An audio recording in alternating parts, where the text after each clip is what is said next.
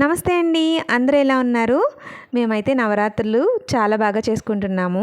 ఇంకా వైష్ణవి కనకదుర్గ అమ్మవారు ఈ అమ్మవారు. తర్వాత విజయ కనకదుర్గ అమ్మవారు. ఈ 9 రోజులు పీఠం దగ్గర అయితే విజయ కనకదుర్గ అమ్మవారు ఉంటారనమాట. తర్వాత ప్రతి శుక్రవారం వెళ్ళే అమ్మవారు వైష్ణవి కనకదుర్గ అమ్మవారు.